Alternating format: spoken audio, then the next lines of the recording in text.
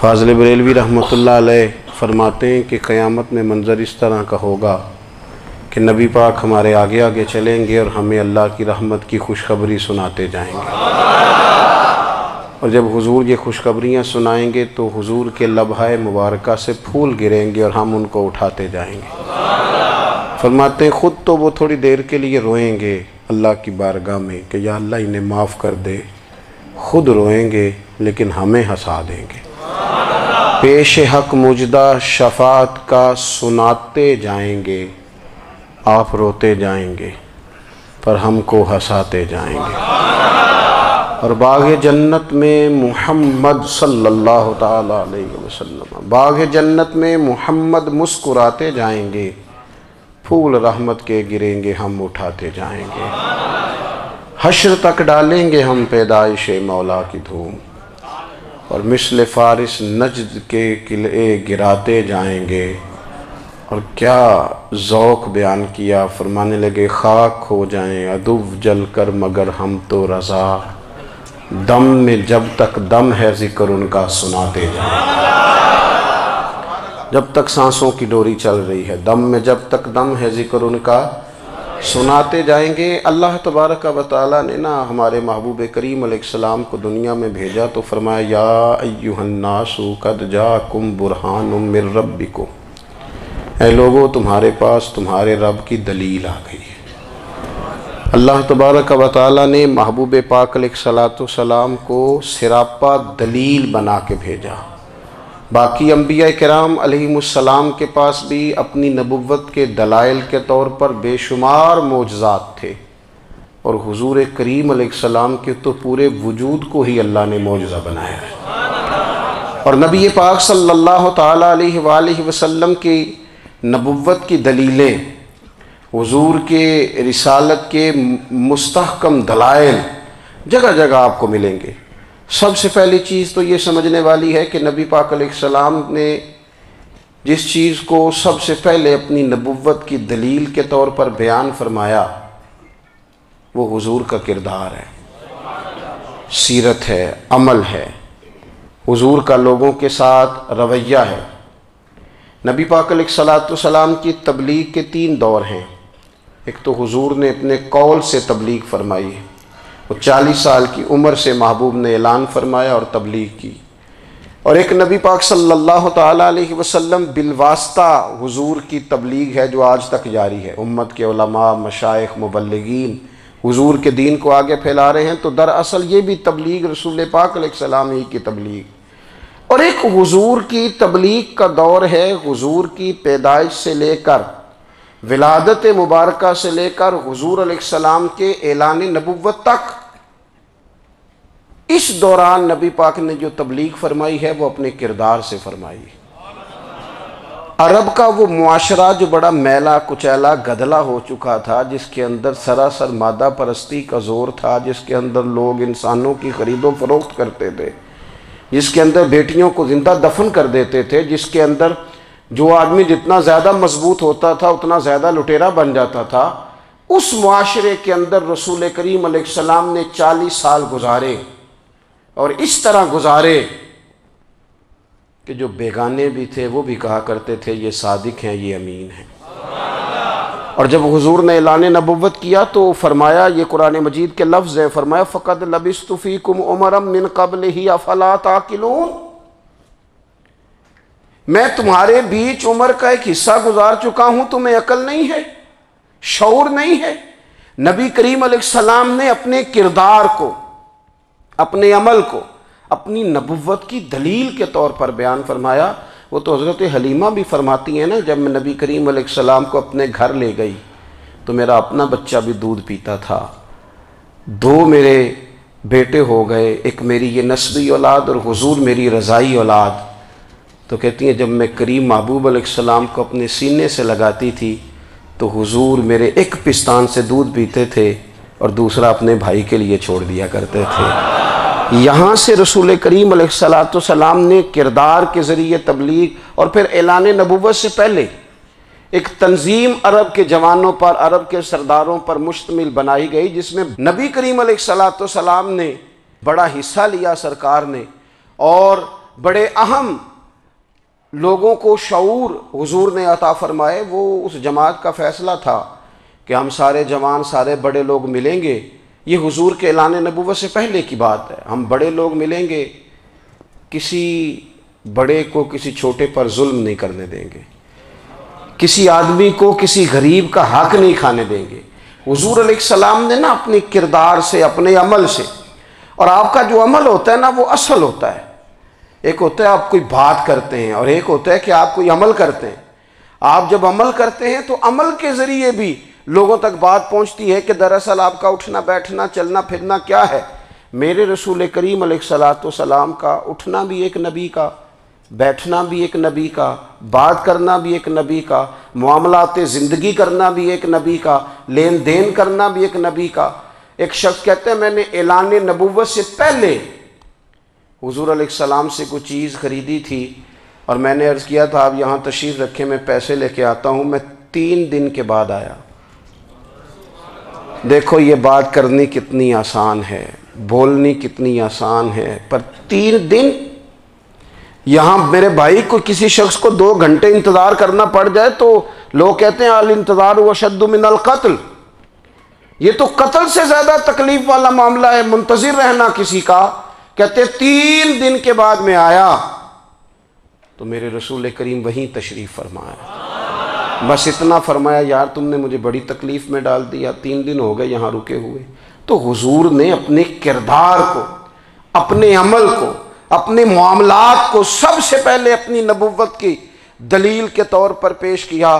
کسی نے کیا خوب کہا تھا کہ جو تیری جان کے دشمن ہیں وہ بھی کہتے ہیں، وہ جو تیری جان کے دشمن ہیں، بظاہر تو آئے ہیں نا ہجرت کی رات جان لینے، لیکن امانتیں حضور کے گھر میں رکھی ہوئی ہیں، امانتیں کاشانہ نور پہ پڑی ہیں۔ وہ جو تیری جان کے دشمن ہیں وہ بھی کہتے ہیں کہ امین تو ہے اور صداقت کی آبرو تو ہے، امین بھی تو ہے، صداقت کی آبرو تو ہے۔ تو پہلے کردار، پھر دوسری بات، اللہ تعالیٰ نے اپنے محبوب علیہ السلام کو اپنا مطلق نائب بنا کر، اپنا محبوب اعظم بنا کر، ویسے ہی سارے انسانوں کے بارے میں کہا وَإِذْ قَالَ رَبُّكَ لِلْمَلَائِكَةِ إِنِّي جَاعِلٌ فِي الْأَرْضِ خلیفہ، میں زمین میں اپنا نائب بنانے والا ہوں۔ لیکن حضور علیہ السلام تو محبوب ہے نا، حضور کی نیابت تو محبوبیت کے درجے پر فائز ہے۔ تو رسول پاک کو رب کریم نے اس طرح کا بنا کے بھیجا کہ حضرت عبداللہ ابن رواحہ رضی اللہ تعالیٰ عنہ بیان فرماتے ہیں کہ اگر حضور کوئی معجزہ نہ بھی دکھاتے، نبی کریم علیہ السلام سے کوئی اعجاز لوگ نہ بھی دیکھتے، تو محبوب کا تو چہرہ ہی اس طرح کا تھا، لوگوں نے دیکھتے جانا تھا اور کلمہ پڑھتے جانا تھا۔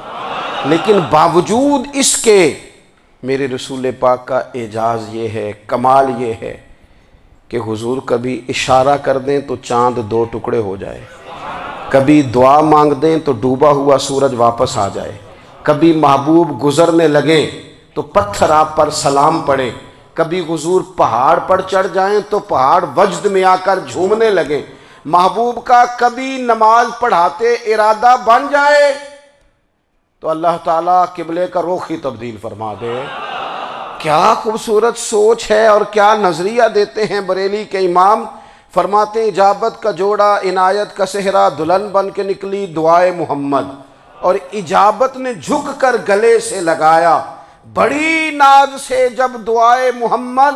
دیکھو خدا کی رضا چاہتے ہیں دو عالم، خدا چاہتا ہے رضائے محمد صلی اللہ تعالی علیہ وسلم۔ اور ایک مقام پہ فرماتے ہیں نائب دست قدرت پہ لاکھوں سلام، نائب دست قدرت پہ لاکھوں سلام۔ تو اللہ تعالیٰ نے نبی پاک صلی اللہ تعالی علیہ وسلم کو جو اعجاز۔ پھر ایک اور بات، حضور امی ہیں،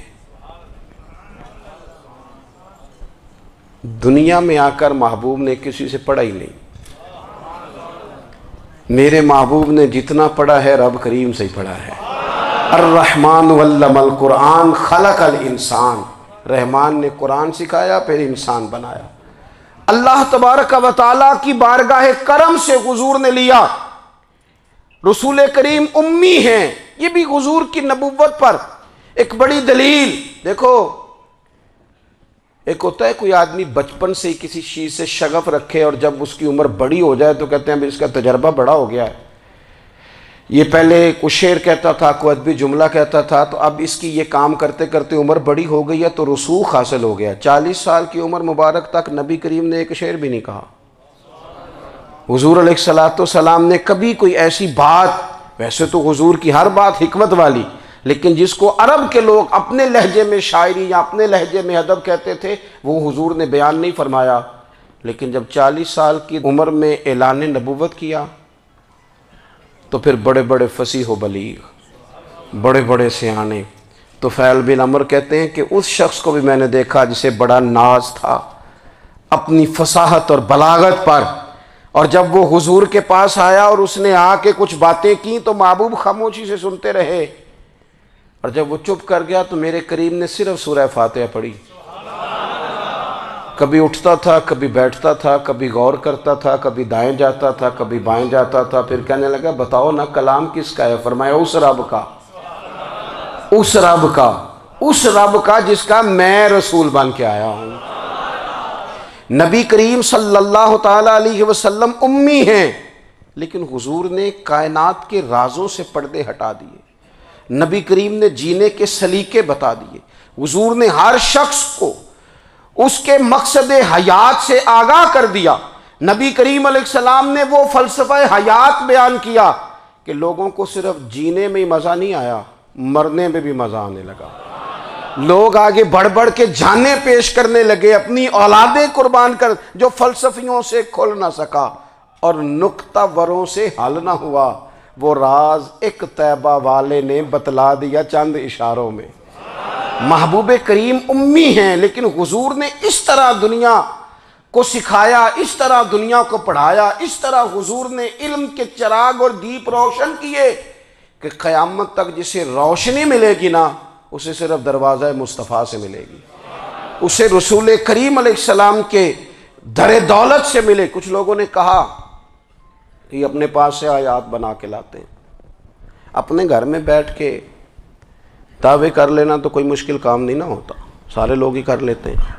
بلکہ وہ ہمارے ایک بزرگ کہا کرتے تھے، خیالی پلاؤ پکائیے تے گھیو کدے بھی کٹ نہ پائیے، کیونکہ کون سا پیسوں کا ڈالنا ہے، زیادہ ڈالیں آپ، اور زیادہ ڈالیں۔ بہت سارے لوگ ہیں آج بھی، کچھ لبرل ہیں بیچارے، کچھ دین بیزار طبقہ ہے، وہ کہتے ہیں جناب ہمیں تو جدید باتیں بتائیں، ہمیں تو نئے اسلوب کے مطابق لے کے چلیں، ہمیں تو او بھائی سن، میرے نبی پاک علیہ السلام نے فرمایا میرا قرآن کبھی پرانا نہیں ہوگا، اسے پڑھ کے دیکھ، اس کی جدت کا حسن دیکھ، یہ تو کھلا ہوا باغ ہے، تو ایک دفعہ اس کے قریب آئے گا تو خوشبو ملے گی، دوسری دفعہ آئے گا تو اس سے زیادہ تازی ملے گی، ایک دفعہ پھل کھائے گا تو مزیدار ہوگا اور دوسرا کھائے گا ہو سکتا ہے شکل ملتی جلتی ہو لیکن ذائقہ بڑا نرالا ہوگا۔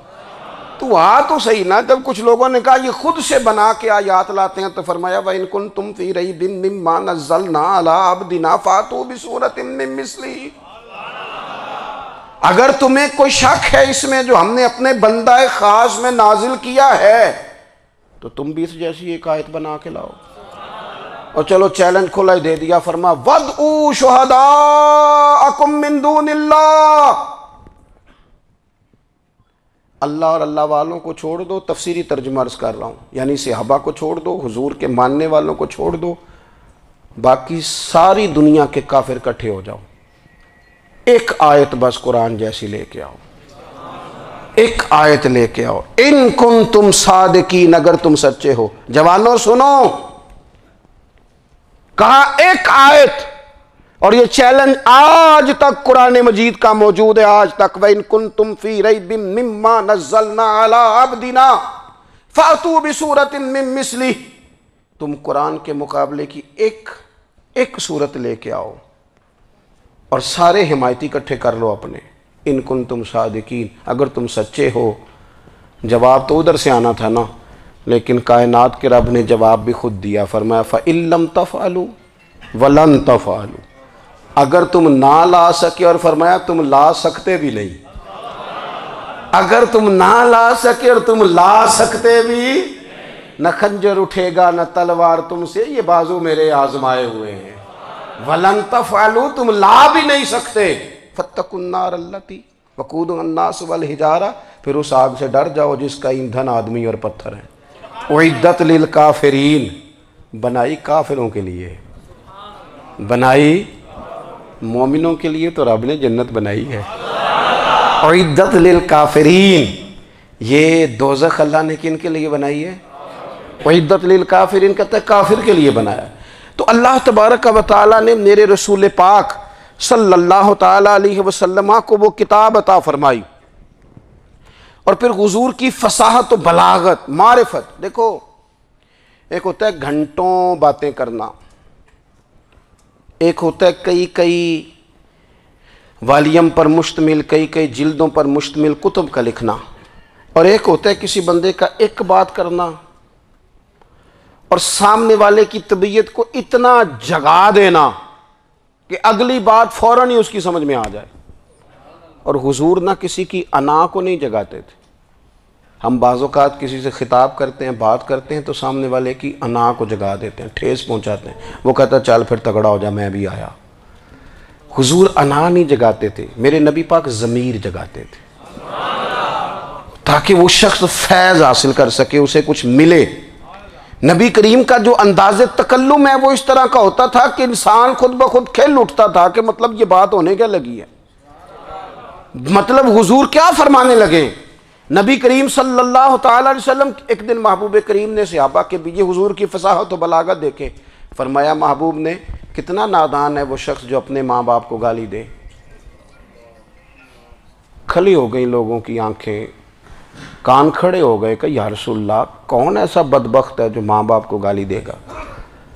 اب جب سوالات ذہنی سطح پر پوری طور پر ابھر گئے نا، تو اب رسول کریم نے بات سمجھائی۔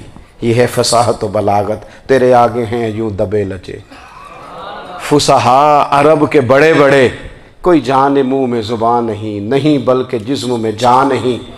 یا رسول اللہ کون ایسا نالائق ہے جو ماں باپ کو گالی دے؟ اب جب ذہنی سطح یہاں تک ابھر آئی تو اب حضور نے سمجھایا، فرمایا جب تم کسی کے ماں باپ کو گالی دو گے نا تو وہ بھی تو جواب میں تمہارے ماں باپ کو دے گا نا، تو فی نفس ہی یہ تم نے خود ظلم کیا۔